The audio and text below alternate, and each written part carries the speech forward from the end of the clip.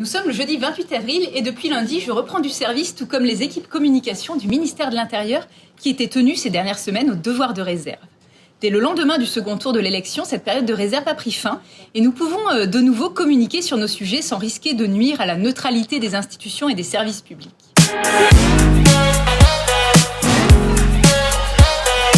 Et aujourd'hui, je me suis installée au sein du service de presse pour vous parler de ma mission de porte-parole.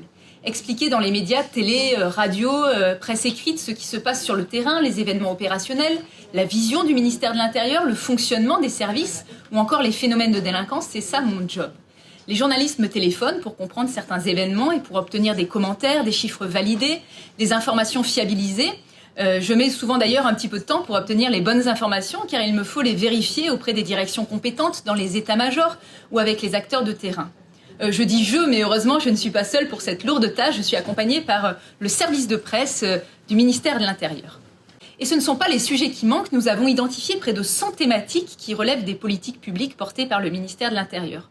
Il y a les plus connus qui touchent le domaine de la sécurité, mais il y a également l'organisation des élections, c'est d'actualité, mais aussi les cultes et la laïcité, la prévention de la cybercriminalité, les questions d'immigration et d'intégration des étrangers en France, bien entendu la gestion des crises, la lutte contre les violences faites aux femmes, les polices municipales et j'oublie plein d'autres sujets qui sont au cœur du quotidien et de la vie en société.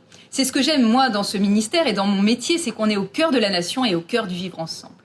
Pour communiquer et expliquer tout cela au mieux, je suis aidée par une équipe de spécialistes en relations presse et dans le traitement de l'actualité.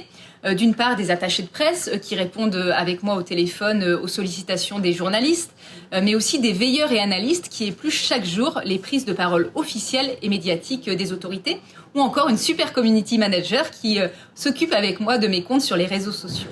D'ailleurs, en parlant de réseaux sociaux, n'hésitez pas à commenter, à m'envoyer un DM, à me poser vos questions sur Instagram ou sur Twitter. Mon job, c'est aussi de vous répondre, d'expliquer l'actualité et de vous orienter vers les bons interlocuteurs, les bonnes plateformes, parce que bien souvent, je n'ai pas réponse à toutes vos questions.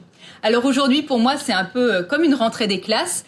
Vous le savez maintenant, je poste chaque semaine, chaque jeudi, une vidéo face cam sur les réseaux sociaux pour décrypter l'actualité de la semaine et vous parler de sujets variés. Vos commentaires publiés suite à ces vidéos nous permettent parfois d'échanger, de débattre de plein de thématiques. En tout cas, je vous souhaite à tous une belle fin de semaine et on reste en contact sur les réseaux sociaux.